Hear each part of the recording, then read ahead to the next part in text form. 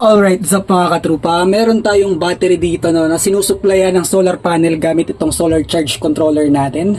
At itong battery nito, sinusuplayan naman itong ating inverter. At itong inverter naman ay sinusuplayan itong mga to. Isang MCB at saka ayan, naka-parallel connection na meter plus yung ating load. Ayan, nakakonect na. So try natin kung gagana. On natin yung inverter. Tapos yung ating mini circuit breaker.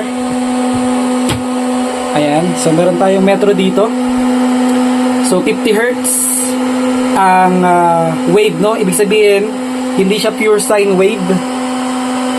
Ang pure sine wave kasi 60 Hz yun, at yun ay ang gamit na sine wave ng Meralco. Okay, so without further ado, try natin itong ating load. Saksak natin sa ating outlet kung gagana.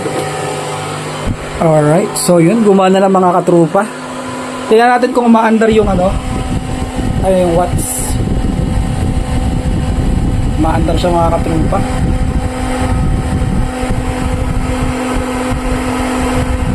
May consumption na tayo. Tapos tingnan din natin kung ilan pa yung charge ng ating battery sa taas. Ayan, 13.9. Ang max nito ay 14.2. Alright, para sa mga wiring katrupa, ito yon. Yung ating MCB, double pole siya. Yung positive, nakakonect lang din sa positive ng ating meter. At yung negative, nakakonect lang din sa negative ng ating meter.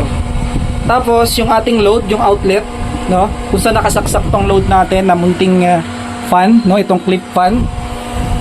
Nakatap lang yan sa ating MCB. Kung mapapansin nyo, meron ditong isang wire, ito, lumusot siya sa butas. May butas kasi ito Pero wala naman yung conductor sa loob. Nakalusot lang siya, line 1 or line 2, kahit magkabaliktad okay lang. Ayan. So nakakonect lang din yan dito sa ating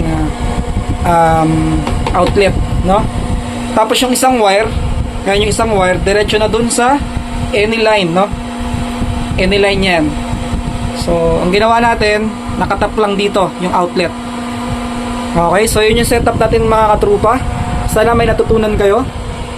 By the way, kukwento ko pala sa inyo, yung reading dito, importante itong hertz, 50 hertz. Ibig sabihin, yung pinuproduce na kuryente ng ating inverter ay hindi pure sine wave. Okay, modified sine wave siya. Ibig sabihin ng modified sine wave, hindi siya yung kuryente na nilalabas ng Meralco, gaya ng Meralco. Ibig sabihin, yung wave niya nagpa-fluctuate, hindi siya consistent, May chance na masira yung appliances na gumagamit ng masisela na motor, gaya ng aircon, ng refrigerator, ng TV, washing machine, Pero pag ito ay naging 60 Hz, ibig sabihin, yung ating inverter ay pure sine wave. Yun yung wave na nilalabas ng kuryente na galing sa Meralco. Okay? So sana may natutunan kayo mga katrupa. So yun lang mga katrupa. Kung nag-enjoy kayo sa content natin, please like.